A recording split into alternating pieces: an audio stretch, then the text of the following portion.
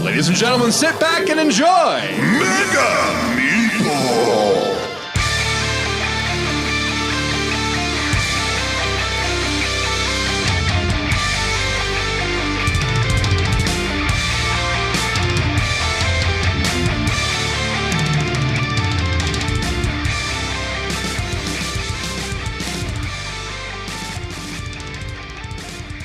Greetings and welcome to the Mega Meeple, the show all about gamers and the games that bring them together. This is episode 60.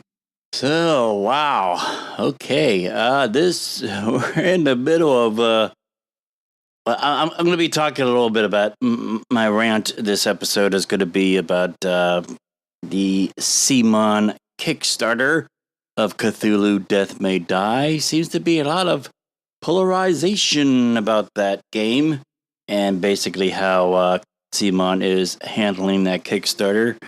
So I'm going to get into that. I'm going to throw my little $2 worth into it.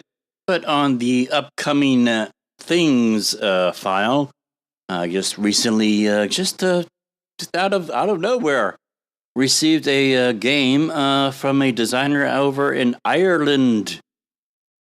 So thank you so much.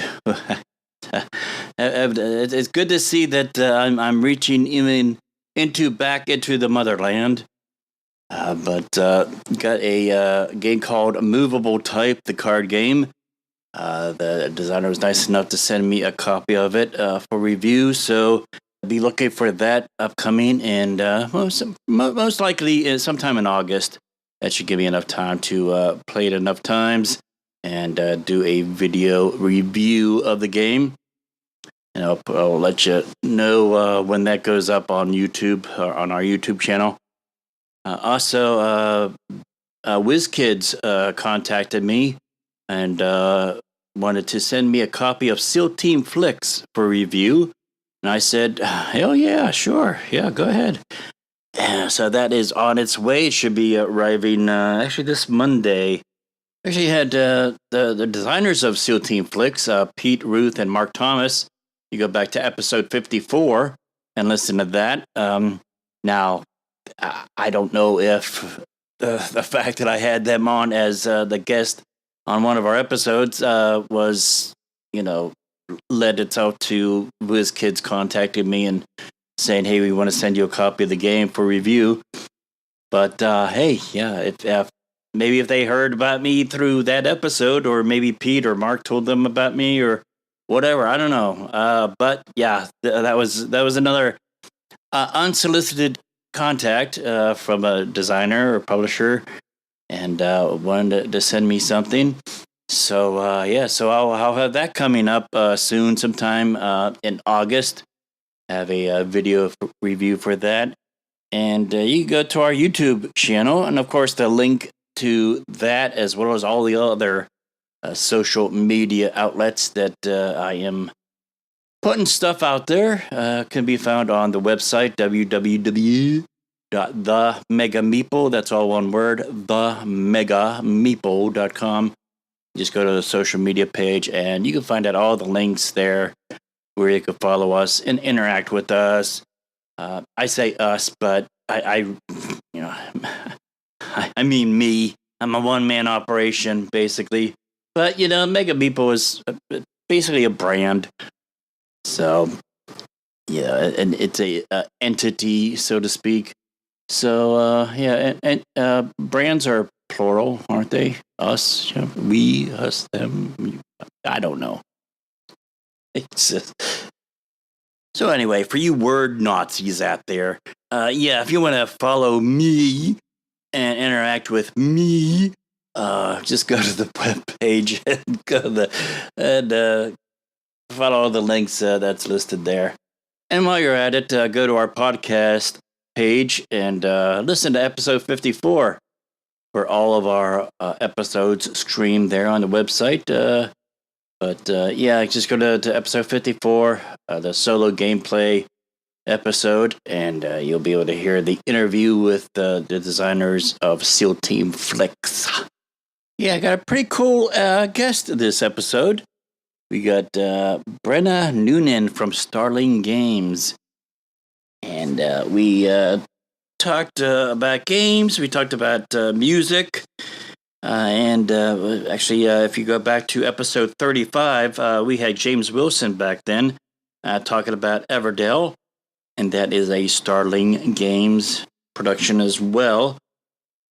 But we have Brenna Noonan with us this time, talking about a bunch of other games that Starling Games is putting out. So that interview is later on in the episode. But first, I want to get on to a little bit of a rant.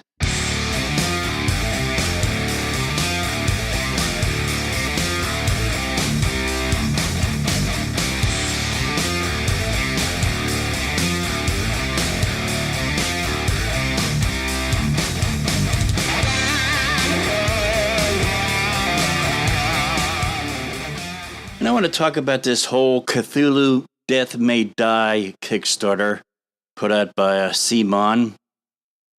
And I am convinced right now that CMON is the Apple of board games. Now, hear me out. Regardless of what you think about the Kickstarter and how it's being done and being managed, and the price and the timing of it, and I did a thing early on. I forget what episode it was, but I talked about just the rankings on BGG just being irrelevant. They're nothing but a bunch of crap. You got people ranking games that has not even been released yet, and the whole, I'm going to talk about the whole Cthulhu Death May Die ranking proves me right yet again.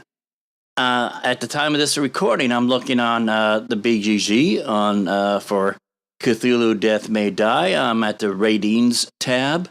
And right now, I'm looking at the screen, and the rating on this game, which hasn't even been released yet, I mean, there's still another week left of the Kickstarter.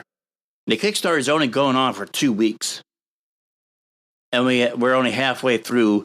And thus far, the game has ranked 3.6 out of 10. Okay. And it's pretty much almost straight down the middle.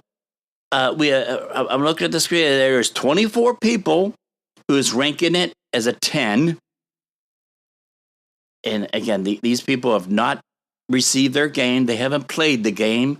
They haven't, and the only thing you're able to see from the Kickstarter is maybe a YouTube video of a playthrough of one possible scenario playthrough of the game.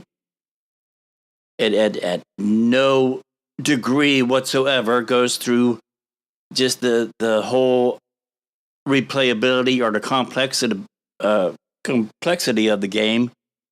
You just see one playthrough with Eric Lang and a few other people. And again, these 24 people have ranked it a 10. Also, you're not, these people have not seen the actual minis. They haven't touched them. They haven't seen a physical representation of it. They haven't actually received, the most they're seeing is an artist rendition of what these minis are going to look like, and what the art is going to look like, and what the components are going to look like. And they're ranking these things as a 10. Likewise, on the other side of the spectrum, we have 32 people ranking it as a 1. And again, these people, equally the same boat. They have not received the game. They have not played the game. They've not seen, played, or know anything about the nuances of the play. For the most part, they're ranking it a 1 because they don't like the way the Kickstarter is being handled. They think that it's basically a money grab. That CMON is even further sucking on the tit of the cash cow. Now I'm seeing some of the comments in the ratings tab, and the sections that you're supposed to put like a review or a comments to review the game, they're not writing reviews. They're writing comments basically flaming other people who disagree with them. I mean, I see one person is saying, unsatisfied Kickstarter backers, calm down and stop this trolling ones. And then I see another one here, someone who ranked it as a 10, and their comment is offsetting. Yeah, you could accuse the people ranking it as a 1 being trolling. Equally, the people ranking it as a 10 are trolling because they guarantee once they get this game, if they've actually bought this game and backed it, once they received it, I would like to go back and see if they truly think that it's a 10. And if they're going to have the balls to go back and adjust their ratings on BGG. Now, this is why, let me get into why I say CMON is now the Apple of board games. I mean, this Kickstarter funded in less than 2 minutes. In fact, at the time of this recording, it's like at $1.7 million of a $200,000 goal. Now, let me tell you something. I like Apple. I own a lot of Apple products. Okay, I have an iMac desktop. It's the second iMac desktop that I own. In fact, I still have my first. Basically, have kind of demoted that to. I basically use my second iMac computer as a gaming computer. We have it in the Mega Meeple studio game room, and we use it. We prop it up on our gaming table, and we use it to stream for when we're playing the app of Mansions of Madness 2nd Edition. And we use my iMac computer to do that when we're playing that game. But it still works. I had that computer for at least, I think, 11 or 12 years. And it still works. Albeit it's slow, but it still works good enough to use as like a gaming computer. And I'm sure that the iMac desktop that I have now, that is my main computer, function as a video and audio editing machine and workstation. I'm sure I'm going to have that. I won't need to replace that thing for at least another 9 or 10 years. Because I bought it about a year and a half ago. I'm sure it will keep on going for at least another, 9 years. Since you get what you pay for. I have an iPhone. For a while, I had the iPhone 4S. I had those measly 16 gig iPhone 4S, and I had that thing for years. It even had a crack in the damn screen before I used it like that for a few years, but it still worked. And it wasn't until about a year and a half, 2 years ago that I got an iPhone 7 Plus. And I'm still using that. Now, since then, Apple has come out with the Apple 8 and the Apple X. Now, here's I'm going to tie this back into my rant about the CMON Kickstarter. Apple could have an iPhone 20 by the time I even start to think about replacing my phone. You have these Apple marks or smarks, to coin a phrase from wrestling. You have these Apple smarks that will buy an iPhone or a tablet or something as soon as Apple comes out with them. It doesn't matter that their Apple product that they already own works perfectly fine. They got to have the newest Apple thing. That's why Apple, in fact, people have these phone carrier plans where you could upgrade your phone every year. Get a new iPhone every year, be on top of it, get the newest thing. And there's a reason why I think Apple puts out a phone or a tablet practically every year, because they know that people will buy them. Likewise, there's a reason why CMON does these Kickstarters in the fashion that they do. They know that people will buy it just based on the name. You slap a CMON name on a game and it will sell. People will buy it. They don't care.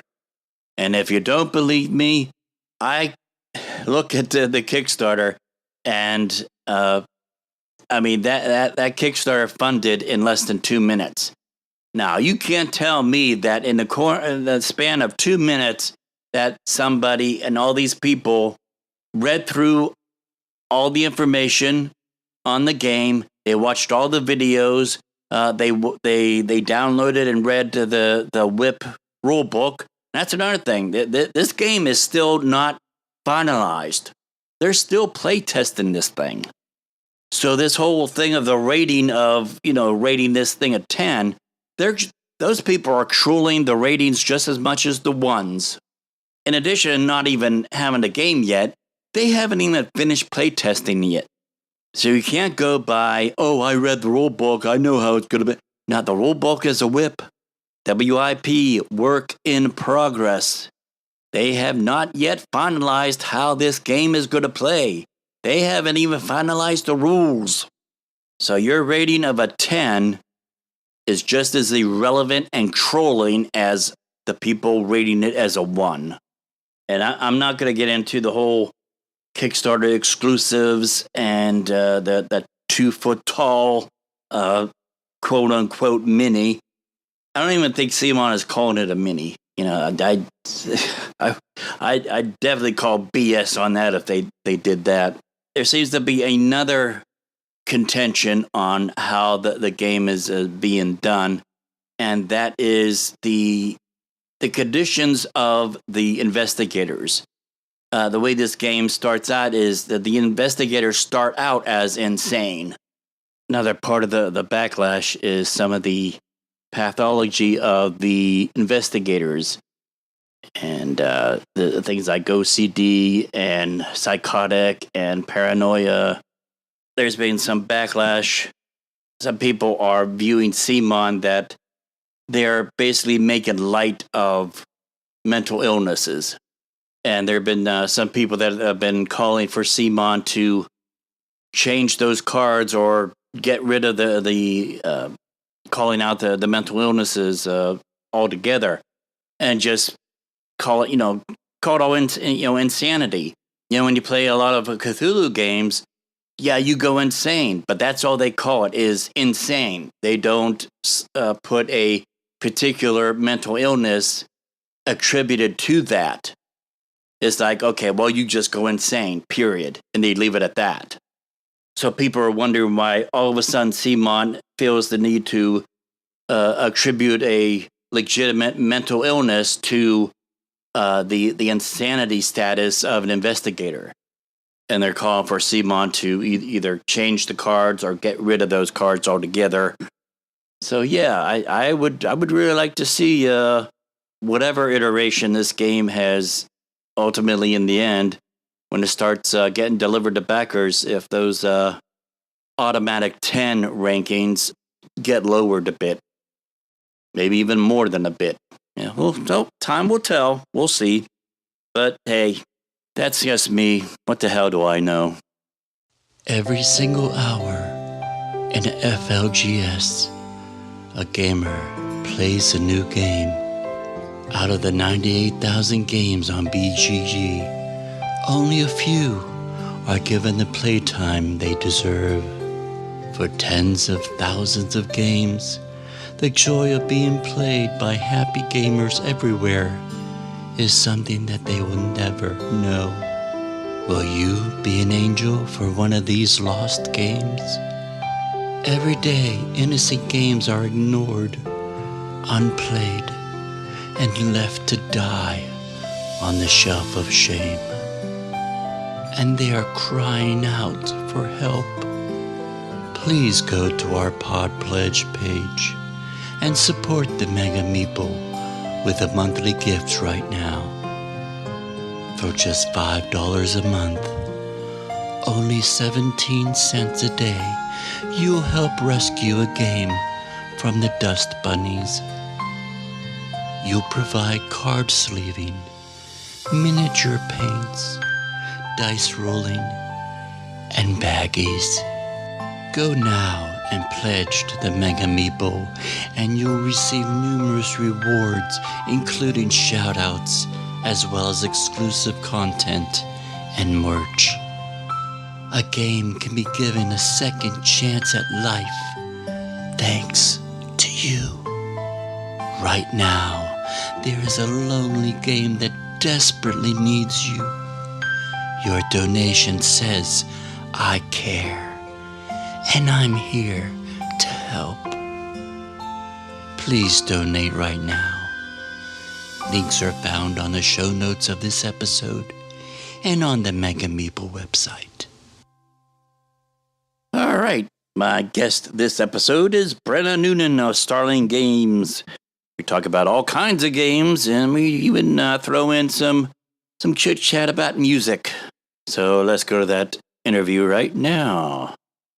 All right, welcome back to the Mega Meeple, and we have another game. Well, actually, she wears quite a few hats at Starling Games, but we are very happy and proud to have Brenna Noonan with us today. Brenna, how you doing? Hey, I'm great. Thank you so much for having me. Thank you for coming on. We kind of connected just prior to Origins. Unfortunately, I wasn't able to make it this year, but we did want to have you on to talk about some of the games you were demoing and playing there. And this was my first Origins, actually, so that was really exciting. All right, cool. Now, I actually want to ask you about something that's not gaming related. Sure. So if listeners don't want to hear about music, just click forward 30 seconds or something like that. But when I was doing research for the interview, I found out you're a musician. It's true. Okay, cool. Yeah, it's when one musician meets another one, it's like, oh, you play an instrument? I play an instrument. Okay, so you're a saxophonist and you write music and My educational background is in classical music. I have a master's degree in music composition. So naturally I work in gaming. All right. So that's good. Do you do game development for Starling Games? Now, do you also, is there any games that we might know of that you provided music for? Nope, not that I haven't really done gaming music. Haven't forayed into that particular realm yet. But maybe one day. We've definitely talked about it. It's tough to fit it in with everything else that I'm doing, but it would be really fun to do that. Now, I don't know much. I'm in a bass player, so I'm currently learning how to play guitar. So, but I played tuba back in high school, which is probably why I ended up being a bass player. Mm-hmm. But I don't know a thing about saxophones, but they're very tough to keep in tune. I can tell you that much. But I mean, for guitarists and stuff like that, I mean, we really don't need to know anything about theory or anything like that. It's just if we memorize like a particular box formation or pattern, something like that, and we know the notes on the frets, we could pretty much play anywhere. But my like I said, I don't know anything about saxophone, but that's like a whole another beast about, do you have to like memorize all these different combos? I mean, I think they're like, obviously not everybody plays the same way. And, I think like if you're playing jazz, that's probably a little bit closer to the experience you've had because it's more improvisation based, and like memorizing changes and scales and stuff like that. I play classical music, so it's more like straight ahead, reading notes off a page. Okay. Now, if somebody, I know there's like different types of saxes, so if I learned how to play like an alto sax, would I be able to switch over to a tenor sax and play that equally, or what's the learning bridge that you need to go through? Yeah, the differences are going to be like all the finger positions are the same. So like if you play a B on an alto saxophone, the fingering is the same for a B on a tenor saxophone, but they are in different keys, so the notes are going to sound different. And then also, by virtue of just a tenor saxophone being larger, it's going to require more air to get the same amount of sound out of the instrument. So like mechanically, they are pretty similar, but you do have to make adjustments based on like your air pressure and your tone and your intonation and stuff. All right. Okay. Well, now the our listeners come back on, our gamer listeners come back on. Yeah, hope we didn't scare too many people off. But hey, it like I tell people, it's my podcast. I could Yeah, exactly. talk about music anyway. But yeah, other than music, yeah, just tell us about how you got into gaming, what kind of games you like to play. Yeah, so I grew up a very hardcore video gamer. I played Nintendo 64 was my first console, and then I was really into like text-based RPGs in the early online gaming days. And then from there, it was kind of getting into role playing and D&D, and then it was kind of a natural progression again into board games. So I've been working with Tabletop Tycoon. Starling Games is part of Tabletop Tycoon for about a year and a half now, and it's been really great. All right, now, so we just finished off, at least at the time of this recording, we just finished coming off of Origins. So I understand we had you were demoing or playing some games there of like this. We have a second edition of Black Orchestra. Yeah, so we have the new edition of Black Orchestra out, which is super exciting. When we first released Black Orchestra, it wasn't on Kickstarter, and there wasn't a ton of fanfare for it before release. And then once it released, it just like flew off the shelves because word just spread that it was, a really cool game. So it went out of stock really quickly. So we were really excited to get it back into stock with the new second edition, and that came out really well for us. So that's been great.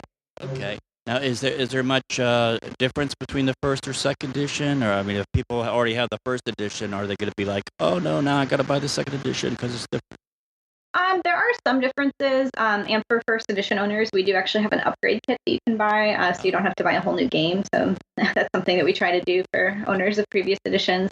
There are obviously cosmetic differences, like the components have been upgraded from plastic to wood.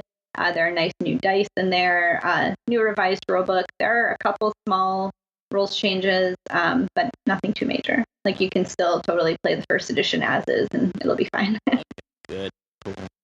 All right, now if the name of Starling Games is familiar to our longtime listeners, we actually had James Wilson back in episode 35 talking about Everdell, which is a Starling game. And yeah, and Everdell will be shipping to Kickstarter backers this month, and then we're hoping to debut it at Gen Con. So really looking forward to that. Cool. I know I know once I get the email or the tracking info, it's like every day. Look, every time a UPS truck or a FedEx truck comes by my window, it's like, is that for me? Is that for me? Is it gonna stop? Is it gonna stop? No, it keeps going, coming back. So. Yeah, I know the feeling. Well, hopefully it'll be there before too much longer. All right, looking forward to that. Yeah, Eddie, I enjoy Mice and Mystics and stuff like that. But so Yeah. when I saw a game, I saw Everdell and all the little I don't know, just cute little critters on there. That is like, okay, I know I like Mice and Mystics. I know I'm gonna like this game. And sure enough, when I watched the overview and reviews and how-to videos and stuff like that, it's like, yeah, I Oh, that's awesome. I'm glad to hear that. Yeah, I think it's just like a nice thing to have on your game shelf. It's kind of a palate cleanser because and this certainly isn't a knock on other games that have these themes, but some games have themes that are very heavy and grim and dark and they're very serious. And I enjoy plenty of games like that, but sometimes it's nice to just play something that's kind of lighthearted and charming. yeah, get that whimsical Mhm. aspect of it. And a cool thing I liked about Everdell was the board is in a sense 3D because you don't Yes. not just a flat playing board, but you have like this central tree. Yeah, the Evertree. Yeah. Yep, that's a really cool part of the board. When I got the samples of it, I just played with it nonstop. It's really cool. All right, and now I haven't seen or played this game yet. It's got and I may have to edit me screwing up the pronunciation. Is it Archmage? Archmage? That's actually a point of contention within our team. our my colleague Dan May in Australia calls it Archmage, and in the US we call it Archmage. So either or. All right. I guess it depends on whoever signs the check. You go with their their rendition of it. But yeah, but just recently, definitely want to talk about this is War of Whispers just finished up on Kickstarter, and that sounds like a blockbuster summer movie. War of Whispers. Well, hey, Netflix, call us if you want to pick up War of Whispers IP. Hey, there's been plenty of movies made on video games and Yeah. games and stuff like that. Yeah, War of Whispers just dropped on Kickstarter. I got a lot of support, which was really great from the community. We had it at Origins. We were demoing a prototype while the Kickstarter was running, so that was really cool to meet some of the backers that I had talked to during the campaign, and then they could come by the booth and actually play the game with us. So that was awesome. And that one is scheduled to come out spring of next year. Okay, cool. Yeah. Now, War of Whispers, from what I've seen, sort of like you have different families or tribes or something like that, but I guess So it's on the map you can see 5 different empires, Yeah. but then you're actually playing as one of 4 secret societies who are controlling and manipulating the empires. So, for any Game of Thrones fans out there, it would be like if Game of Thrones wasn't about, these powerful families like the Targaryens and the Baratheons, but it was about like Littlefinger and Varys, like the people kind of manipulating things behind the scenes. Ah, okay. So, yeah, so tell us a little bit more about that, what the victory conditions are and how the game plays out.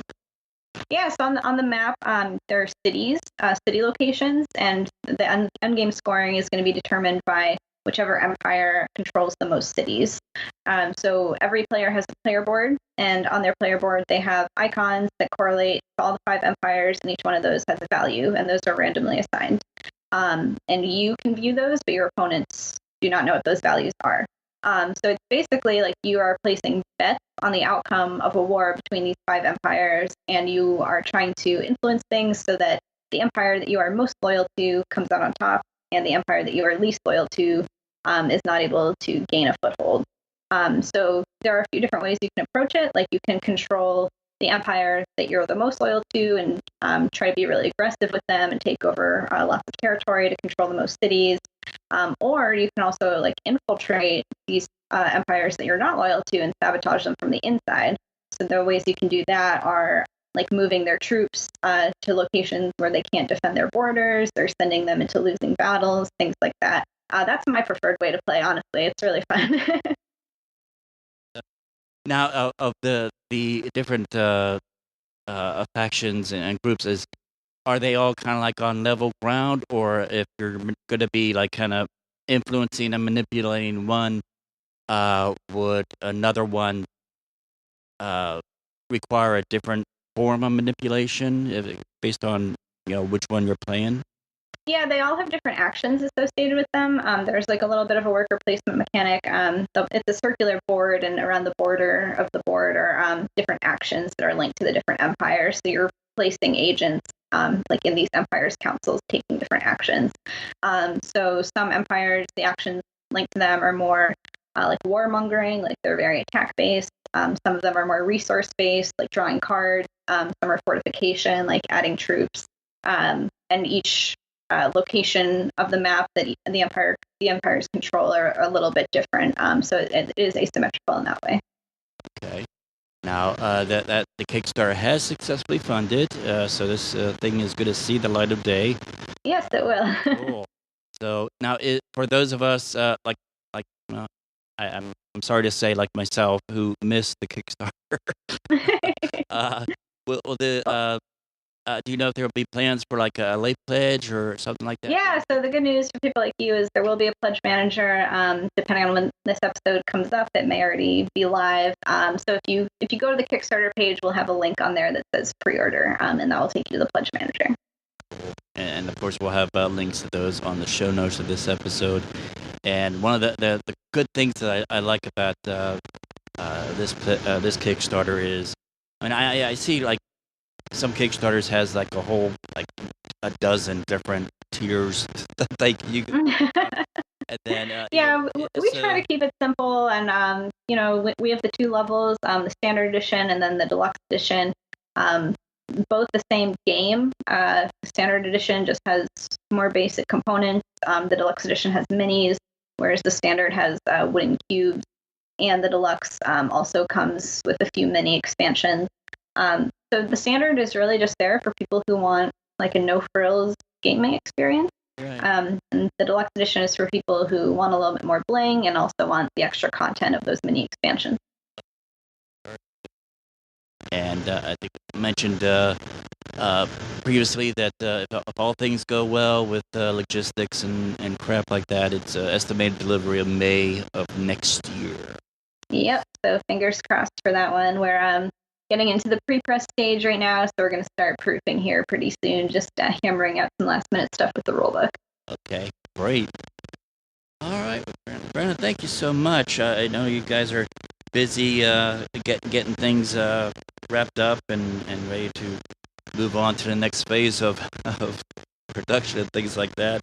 Yeah, and we'll be heading to ConnectCon next week and then Gen Con after that. So it'll be a busy few weeks for us, but we're very excited. We always love going to conventions and getting to meet people. So if you're listening to this and you'll be at either of those conventions, please come say hi. Very much, yes, very much. So now, if people want to find out more about you or the game or Starling Games or even you as a musician, where would they go? So for Starling Games, you can find us on Facebook and Twitter at Starling Games. Our website is starling.games. You can find me on Twitter at Brenna Noonan and online at brennanoonan.com. All right. Yeah, we'll add those links to the Kickstarter link in the show notes. Well, Brenna, if you don't mind, we, as you probably know, we like to play a little game with our guests. Yeah, I'm ready. All right. Yeah, I don't even have to explain it to you. You know the drill. Yeah. All right. Here we go. Sunrise or sunset? Sunrise. All right. Silver or gold? Gold. All right. Now, I pulled this out specifically for you. Okay. Rock or jazz? Jazz. All right. I thought I knew the answer to that one, but I just wanted to make sure. So. It's tough. It's very tough. All right. Books or movies? Books. All right. And lastly, Dark Crystal or Labyrinth? That's also a toughie. I'm going to have to go Labyrinth, though. All right. Very good. All right. Well, Brenna, thank you so much for taking time with us. And, yeah, thank you so much for having me. For anybody that's going to be at Gen Con, check out Starling Games and War of Whispers and Black Orchestra and hope everybody pleasure on Everdell and be looking for a little care package at your doorstep soon. I know I will be. Yeah, not too much longer. All right, Brenda. Thank you so much. All right, thank you. Well, thank you so much for downloading and listening. Stay tuned next week as my guest will be Ad Pidwell, talking about the successful Kickstarter, the GM Tarot cards. Sort of like the flashcards for GMs that are maybe even new to GMing and need a little help to come up with scenarios and characters. And do yourself a favor. Go over to iTunes and subscribe to the Mega Meeple podcast. And while you are there, put out some of that 5-star loving. We always appreciate that. And leave us a great review. Tell us how fantastic we are. Or not. We've gotten a few of those reviews too, and that's fine. Talk about trolling, God. Anyway, yeah, but go visit the website, www.themegameeple.com. We have all of our podcast episodes streaming there. You go read our reviews and interviews. Follow us on any of the social media things that we have listed the links for. And if you are a game designer and want to be on the podcast to talk about your game or Kickstarter or whatever, or if you're like that guy over in Ireland and WizKids, and you have a game you want to send us to do a review of, you go to the contact page on the website, fill out the fields there, and that will shoot me an email directly, and I will get right back to you. It's important that if you really like the show, to support us on Podpledge and Patreon. But if you can't do that, you can at least spread the word. Tell all your friends about us. Word of mouth goes a long way, and I appreciate that just as much as our supporters on Podpledge and Patreon. But regardless, thank you so much for listening, and I hope you will join us again next week. Until then, this is Tom Grogan, the Mega Meeple, saying we will see you at the gaming table.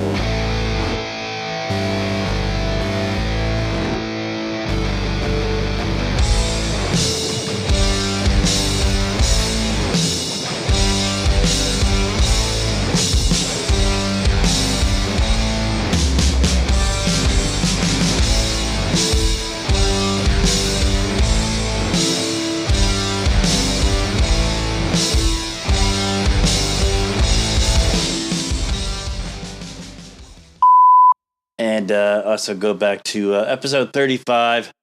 No, wait a minute. 50. What the hell am I talking about? 54.